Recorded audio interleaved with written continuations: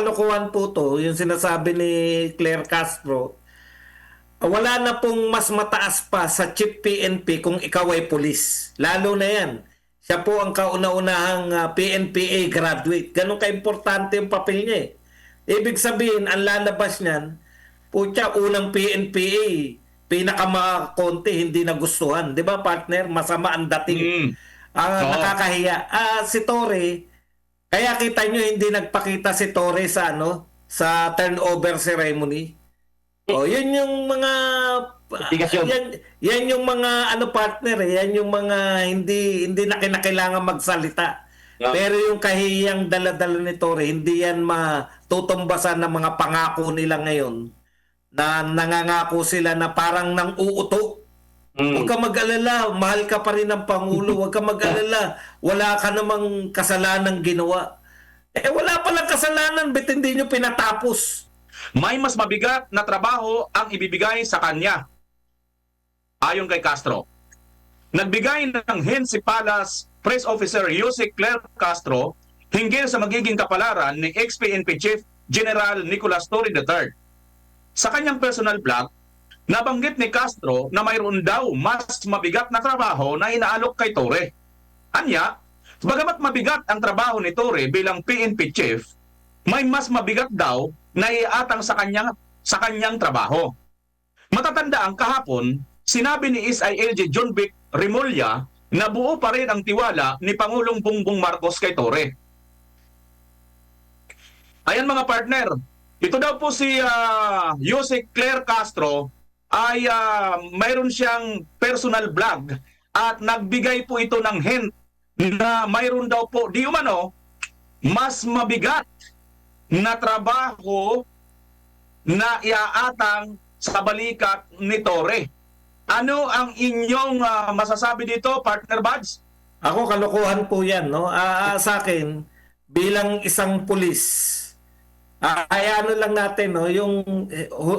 Kasi yung dalawang batch ng PMA, yan na yung huli na pumasok sa kapulisan. Dapat talaga kinikilala na yan. Kasi after niyan, panay PNPA na partner yung magiging chief PNP. Kaya nakakapanghinayang din kasi pumasok nga sila sa PMA. Ay kahit PMA sila, pinili nila sa pulis. Wala pa kasing PNPA nung pumasok sila. Yun. Tapos ngayon, biglang abante si Torre. Kaya masakit din sa kanila yun sa mga PMA. Pinili na nga namin to Ngayon, etong kalokohan po to, yung sinasabi ni Claire Castro, wala na pong mas mataas pa sa chief PNP kung ikaw ay pulis. Lalo na yan. Siya po ang kauna-unahang PNPA graduate. Ganun ka-importante yung papel niya Ibig sabihin, ang lalabas niyan, putya, unang PNPA, pinakamakonti, hindi nagustuhan. Di ba, partner? Masama ang dating. Nakakahiya. Si Torre, kaya kita nyo hindi nagpakita si Torre sa sa turnover ceremony. Yun yung mga Investigasyon. yan yung mga partner yan yung mga hindi na kinakailangan magsalita. Yeah. Pero yung kahiyang dala-dala ni Torre, hindi yan matutumbasan ng mga pangako nila ngayon na nangangako sila na parang nang uuto. Huwag ka mag-alala, mahal ka pa rin ng Pangulo. Huwag ka mag-alala, wala ka namang kasalanang ginawa. Wala palang kasalanan, ba't hindi nyo pinatapos? Alam niyo, partner, masakit yan. Siya lang yung nabalitaan ko na sa kalagitnaan ng kanyang pagiging chief PNP, tinanggal ka. Pucha, wala pa ako nabalitaan nun. Ngayon pa lang. Kaya yung dulot na kahihiyan yan, kaya sinasabi yan ni Auntie Claire at saka ni John Vic na may ibibigay sa yung trabaho. Ano pa bang mas mataas sa pulis kundi yung pagiging chief PNP? Wala nang tataas dun. Yung iba, talagang dulot na lang yun dahil ang galing mong maging chief PNP, kaya ka tinalaga pa sa ibang trabaho. Pero demotion na yan lahat. Pagka diyan ka pa rin sa kapulisan. Lahat po yan demotion dahil yun na nga pinakamataas, chief PNP. Kung bakit tinatanggap ng ibang chief of police yung mga trabaho pa, kasi tapos na yung panunungkulan nila Ito po hanggang 2027 pa dapat manunungkulan. Kaya yan po, panghihilot na lang yan sa ego na nasaktan ni General Torre, partner. Ayan, Kapel, ikaw naman, anong iyong reaksyon patungkol dito sa vlog ni Auntie Claire? Sang-ayon ako dun sa sinabi ni partner Badong. Kalokohan yan. Parang inuuto na lang nila si General Torre para yung nararamdaman niya sakit ngayon, partner. Alam ko nasaktan niyang mama na yan eh. Mawala ba yung sakit ng dibdib niya kahit paano, mawala, mabawas-bawasan, partner. Kasi kung totoong bibigyan siya ng panibagong mataas pa ng pwesto, saan siya ilalagay? Di ba? Hindi naman siya pwedeng ilagay gawing associate justice ng DOJ ng Korte Suprema dahil hindi naman siya abogado. Di ba, partner? At kung talagang totoo na bibigyan siya ng panibagong posisyon, partner, bakit siya nasasaktan ngayon? Bakit nalulungkot yung kanyang pamilya? Bakit hindi siya pumunta sa turnover, partner, na indikasyon na parang hindi niya tanggap na siya tinanggal sa kanyang pwesto? Di ba?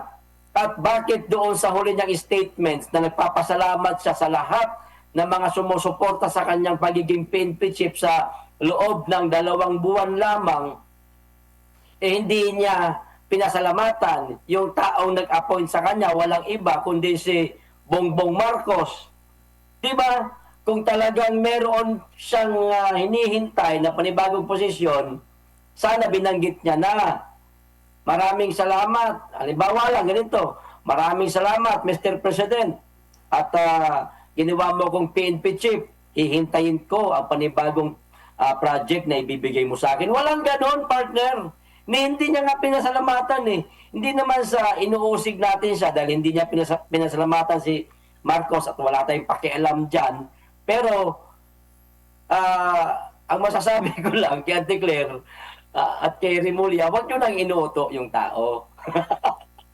Sabihin nyo na yung totoo na mas mabuting magretiro na lang siya. Yun ang pinakamaganda niyang gawin. Yun ang naghihintay sa kanya para mapahinga na yan, makapagpahinga na siya ba, partner? Dahil alam naman natin napapagod na rin yan sa haba ng kanyang serbisyo sa PNP. Hindi ako naniniwala dyan, partner. Pang ano na lang yan, pang uto-uto na lang yan. Inuuto na lang nila si Torre. Yun lang, partner. Partner, bago ako magkomento basahin ko lang ito sabi ni Floren Carlos Suba. Comment niya kasi parehas sinasabi ninyo, wala daw si Torre. Ito sabi niya kasi, ito sabi lang niya to Boss Buds, nasa turnover ceremony si Torre, hindi lang nakita kasi nasa may madilim na lugar daw. Comment lang yun binasa ko lang. Patalastas.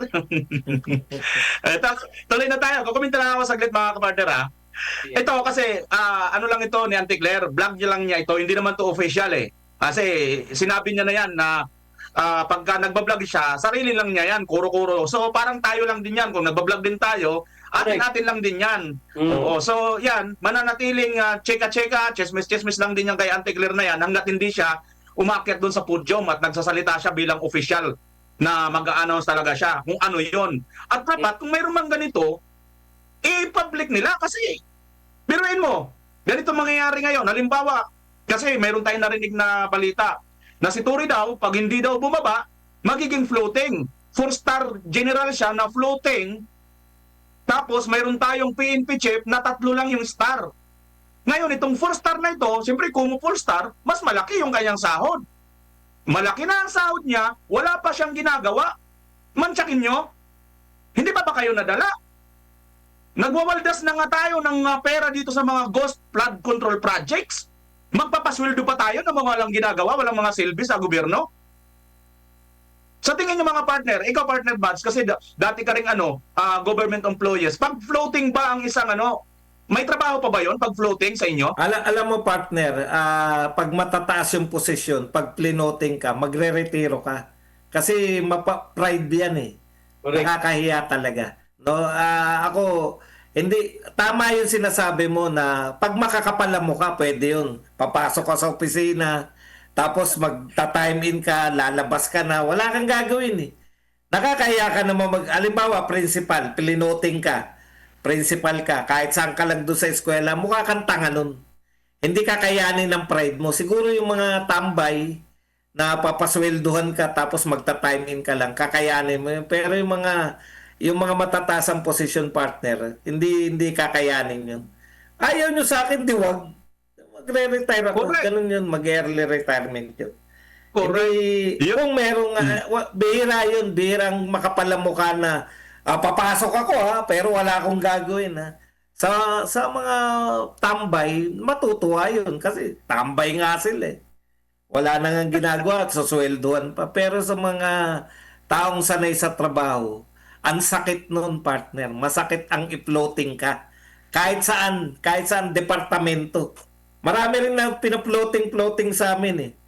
Yung ayaw ka na lang ipahiya, pa-floating ka na lang. Nagre-retiro partner. Hindi mo kakayanin yung pride Pero mo. pero kung hindi magre-retiro partner, sasahod pa rin yon. Siyempre, floating ka lang naman, hindi ka naman. Kita mo yon. Yun yung ano ko, yun yung Kaso nga partner, wala nga ganun. Ewan ko kay Tori kung tatanggapin niya yun. Di ba? Wala kang trabaho, Anyway, sa partner. sweldo ka. Oo. Anyway, partner, yun nga ang sinasabi din dito na isa pang option ni Tore. Pwede nga siyang early retired, no? Para may turnover niya ng maayos ang 4-star general. At the same time, ayon nga dito sa hint na binibigay ni Yusek Castro na mayroon daw mas mabigat. So ngayon, kung ganun ka mas mabigat ito, mas malaking trabaho ang ibibigay sa kanya, entitled tayong publiko na dapat ipaalam ito kung ano ito. Sa mamaya, bigyan nyo ng trabaho ito na mas mabigat, hindi namin alam anong trabaho nito. Wala Kaya nga naman siyang- po natin kung sino ang tinatarget lang nitong administrasyon na ito. Partner, wala nga silang masabi kasi wala pa silang maiisip Wala talaga. Wala maiisip na trabaho ibibigay kay Tory na mas mabigat pa. Wala. Ano na lang yan, partner? Pag-uuto na lang yan. Yun nga partner, ano? Para mabawasan naman ang agam-agam ng publiko, abay, total, kayo naman, gusto nyo maglinis na rin dyan, lubos-lubosin nyo na.